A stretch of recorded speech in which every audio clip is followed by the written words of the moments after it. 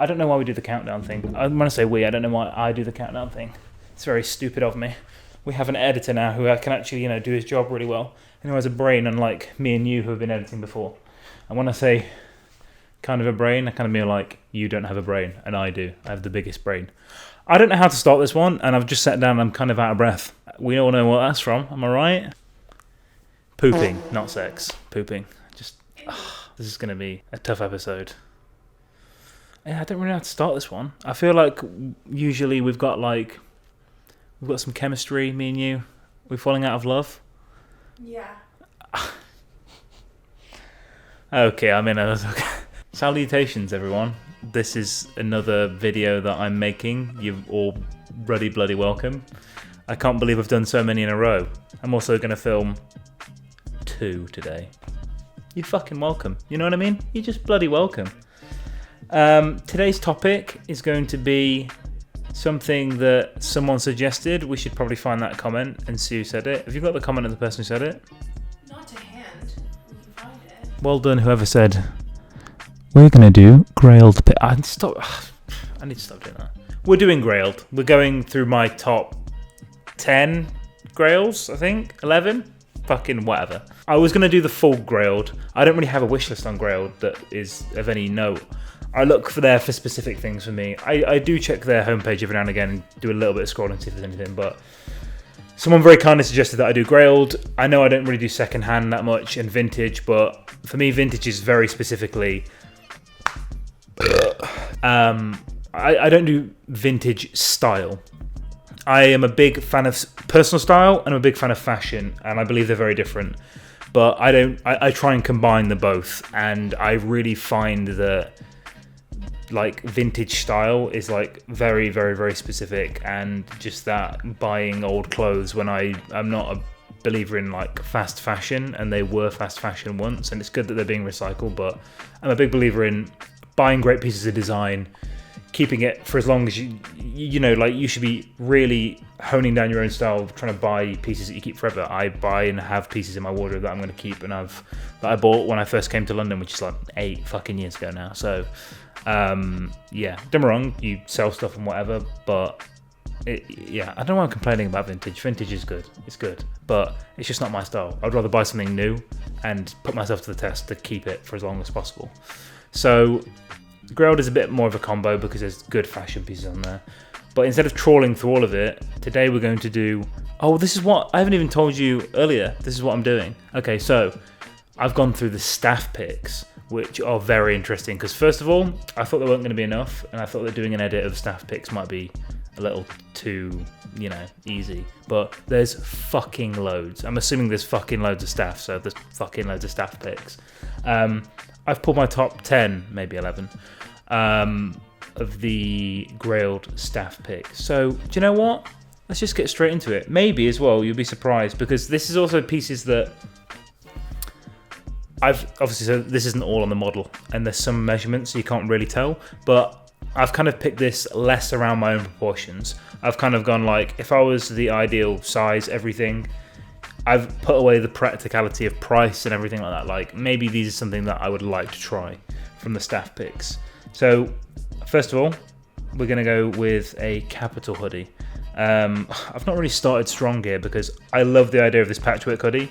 I really like the wash and the fade on it as well. The shape looks really, really, really cool. I really, really, really, really love the back as well. The two kind of different blue, grey stripe details look amazing.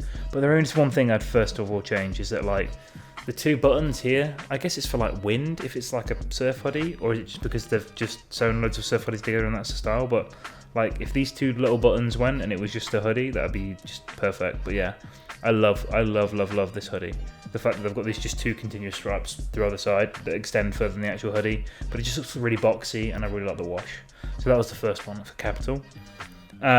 Second is Elena Dawson times with John Skelton, who I do know, who started the LNCC, I believe, and then Paul Harden Shoemakers, but it's a jumper, so not sure how that works. Maybe it's from the full collection, I'm not sure.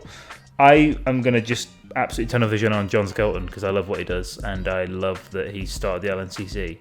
if that's correct. He used to work in Harrods as well, I believe, if I'm not mistaken, as a buyer, which is very strange, considering his style.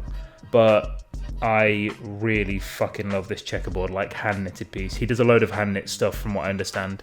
A lot of like knits, kind of like very Britishy kind of thing. Very almost, who's the other British designer who like broke Japan? Christopher Nemeth. Very Nemeth kind of style. But I just absolutely love this. Like, the checkerboard design is very, very like obtuse and different, and lots of kind of like random patterns to it. I like that it's not completely uniform. The whole jumper looks a little bit off, which I love, and it also looks cropped, so you know I'm about that. But yeah, this is a beautiful, beautiful piece. I really love that the checkerboard isn't like symmetrical at all. It just looks amazing, and the condition looks good, which is, you know, nice for Grailed. Next is this I'm doing this in no particular order, by the way. I literally just fucking flipped through everything. This is Balenciaga Fall Winter 19 shifted coat. This is size 44, so it definitely wouldn't fucking fit me. And those box shoulders would not fit me for shit. I would look so bad. Like, when I have a box shoulder, because I have broad shoulders, it goes up and out normally. Then instead of like falling straight down, it kind of goes like this, and then down, and it just looks awful. It looks like I've just got a padded jacket on that doesn't fit me, because I can never get into the right size that I need for my shoulders for the actual fucking body length. If I have it for the shoulders, it's like an XL, and I have to have the craziest, biggest body. I think I need a fucking big coat. I'm so bloated today. I hope they all wanted this during the middle of a fucking video. Do you know what I mean? Why are you looking at me in disgust? We all burp, right? We all have stomach problems, right? No? Okay. But anyway, this coat is just gorgeous. Like, I love the idea of it actually on a model, and how kind of like impactful the shape would be. It's a very, very, very serious looking coat. And the green's just absolutely gorgeous as well. Love the lapel size too. It's that kind of like, not as extreme as it is now, but it's kind of like leading into those really exaggerated like silhouettes that we're seeing from Balenciaga at the moment. But it's just a bit tamer, you know, like that blue hoodie that I got from Balenciaga the other day, that's the most like extreme piece that I've got in a while. That's kind of a fashion-y, showy piece. Like, that's not very me, but I just really, really like the shape. And I love the idea of like kind of pushing myself for that piece. But this is kind of just a bit tamer. Still in that realm, but a little tamer. Next is the Jill Sander Birkenstocks, which I'm so fucking pissed off I missed out on. I nearly bit the bullet on them a couple of times, and I just really, really love the kind of like classic Boston clog style. But I saw on someone that I follow, who's a really well-dressed guy called Christopher Green on Instagram. He's got the white versions of these, I think. I saw those the other day, and I absolutely love them. He was just wearing them like no socks, as sandals should be worn. And these are just, yeah, just the perfect kind of like quality, high fashion sandal.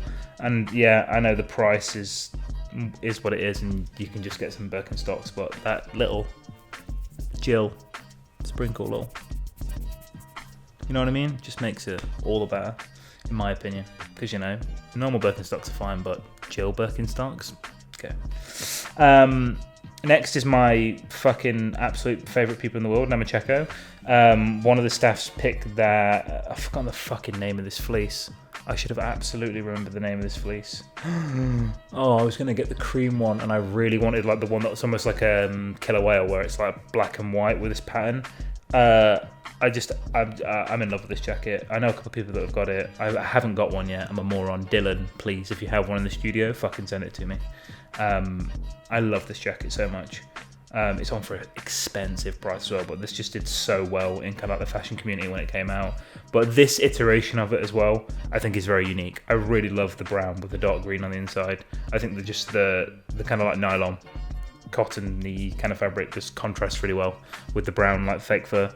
And it's just it's just one of the best pieces you can collect from Namacheco, in my opinion. Like, it's amazing, especially the black and white one, but this one particularly, there's got a little something extra about it. Honestly, any of them you can get. If you can get this jacket, fucking grab it, because it's amazing. I think it's still on Farfetch.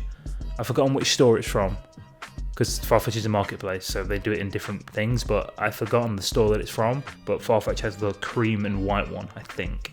But yeah, I just fucking love that jacket. It's the best. Style it wise as well, like just fucking anything from like Kiko to like wear it with just some blue denim and white trainers. Real in-depth styling tips there, Enzo, thanks. I'm focusing on the pieces today, okay? Maybe I don't want to tell you all how to dress well every time. Next is the Balenciaga Ikea bag. And man, I used to work in Harrods when this came out. And me and all my friends from Harrods were like obsessed with this bag. I think my friend Yev got the blue one. Or who got the bag when it came out? They bought the blue one, and this is my favourite one, like the yellow. I absolutely regret massively not getting this bag. I saw this on the staff pick, and I completely forgot about it until I saw it and filmed this video, and I was like, holy fucking shit. Like, I really want this bag. I forgot about it, and if it wasn't so expensive and Grailed, I think this might be one piece that I'm gonna die. That I actually might keep my eye out for and keep in my favourites and kind of like continuously check back to see if I can get this, because man, it's such a great weekend bag. The colour they just absolutely nailed. The shape's so perfect, and yeah, it's obviously modelled around the Ikea bag, but like I just remember it in person as well. Like the fact that it's just so big but so slouchy still, but it's not like thin or it feels like not quality. And just the yellow on it, man, is perfect. I hate how the guy with the yellow off-white Air Force ones or whatever is wearing them to match his shoes. Rough. But he also needs to shorten those jeans something. But I love this bag. It's such a cool... Like, this is that thing that I was telling you about. Like, if you bought that new, you're keeping that bag for 10, 15 years. And you'll pull that out in 10 years. And people are like, where the fuck did you get that bag from? I'm like, oh yeah, this is 10-year-old Balenciaga. And you create your own vintage then. Next is the Our Legacy Shearling Utility Vest. This they do every season. I had one in my basket for ages in... what website is it? I think it's Farfetch as well. They have just the plain one at the moment with... Like, it seems a little bit more robust than this one, and obviously this one's worn and used. But yeah, it's just a beautiful, beautiful vest, and actually very practical to go under a coat in winter. Like, I've got a brownish burgundy kind of like checked Marni coat that I just like I envisioned this vest, the newer version anyway, underneath it, like in winter, and it's a really good price. What's that, 600 quid? And I know it's not a Shearling jacket, but like, for a Shearling vest from a good brand as well. It's really, really cool. But I love this one as well. Like, this iteration of it with the cow print on the inside, I think is very, very unique. And if I'm not mistaken, this is one of their like breakout pieces as well. I think they've done the cow printy kind of stuff before. But yeah, love this vest. Next is something a bit like silly that honestly I just kind of fucking want to saunter around the house in, which is like, and use it as a dressing gown, which is a Visvim Autumn Winter 16 Sanjuro coat.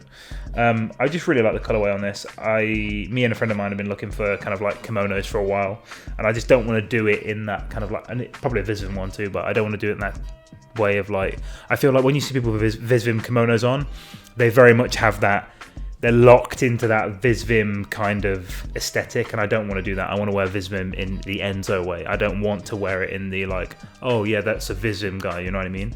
And try and like keep away from being categorized into that sort of thing.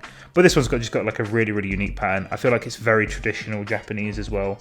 I really, really love this kind of like caramel brown trim as well that goes all the way around. It just looks like linen, and it's just like one of those things where like, if you come around to my apartment, I want to have like Visvim slides on, my pants on, and just this, and open the door and just be like, wow, this man's a fucking baller.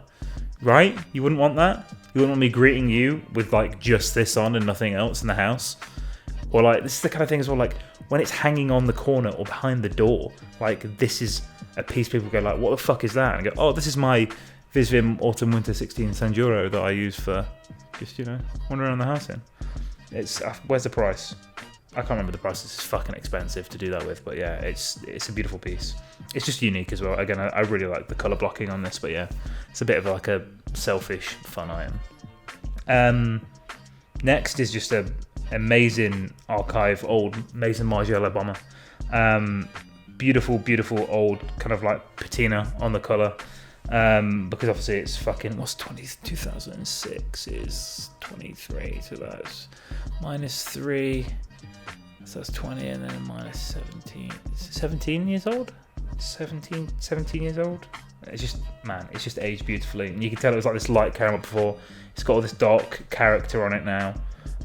It's just that classic MA1 jacket, but, you know, making it more yellow is just a bit better. But it's just a good brand. This is the vintage thing. Someone would have bought that new in 06. It might have already been like this. They've barely worn it, which would be really funny. But I feel like it's just aged beautifully. Whereas when you get like vintage leather jackets, there's just like this, you can just see it in the quality. It's just not there. But like something like this, I love. And it's nearly 20 years old, which is amazing. Same with the Visvim like mantra for their brand. Next is the Chapman Brothers Louis Vuitton duffel, which I think is kind of maybe a surprise piece that people wouldn't think I would pick, but me and a very good friend of mine were just like obsessed with this when it came out. And my style was in a very different place, but he has one of the pieces from this collection and he uses it all the time still. And I just think that like the drawings on this, I'm not completely against the LV or the monogram, but I think there's some iterations where it just completely ruins it. But sometimes there's just something that works. And all the Chapman stuff with like from the little bags to the duffels, and just like I thought was really, really cool. And when they first came out, I was younger in the fashion game, and I wasn't so jaded, and my excitement was more up. But I love this piece. Like for good memories, like I love this piece. And I also love the way that they've done the actual monogram on this with kind of like the hand drawn lines through it almost. But there's a few other pieces that, Seb, if you feel like you can be bothered, flash up for the people. The Chapman Brothers LV collection that I just love, and that's got some good memories tied to it for me. And then last but not least is definitely a pair that also has good memories, because it's one of the first fashion-y things that I bought when I lived at home in Derby. Was it was some Andy Mulamisa stuff, some Rick Owens stuff, and also the Raf Simons Sterling Ruby stuff when it originally came out, however many years ago that is now. And I remember I bought the bleached yellow and black denim on sale, and then this is the Sterling Ruby, just his own studio new stuff, which whilst I'm going to LA this week, I need to remember to check that stuff, because I love Sterling Ruby. His art alone is amazing, but like the clothes that he does that have kind of come off the back of the Raf Simons Sterling Ruby collaboration he's gone into and made himself are just awesome. The fit of everything looks really, really cool. I love this bleach stuff so much. This pair, like, I'm not actually completely in love with the bleach. That I wouldn't say no to them, but I'm not sure I'd like take them over another bleaching pattern that he does. But after this I'm gonna go and check his website, because I fucking love Sterling Ruby's own collection. So yeah, well done, Grailed staff. There's some good stuff. There's some other pieces on there that were kind of like didn't make the cut, but they were okay. There was definitely some dog shit in there, like some big dog shit in there that I was like, guys, like, come on. Like, if I was your colleague and I saw that you'd thrown that on the staff picks, I'd be like, should you work here? Do you know what I mean? Like, do you really like fashion? Come on. But yeah, that was my vintage run through. I hope that it was constructive, even though I didn't really talk about what I'd wear it with, because I just wanted to focus on the pieces this time. You know what I mean? Dog, you feel me? Homie? G-Star? No? Do you? Yes? No? Tell me in the comments. You're always so nice to me. They're always so nice to me. Some of them are really mean. Some of them have try and be funny and they're not that funny. But some of them are very nice. Most of you are very nice. And you should be, because I'm great. So, see ya.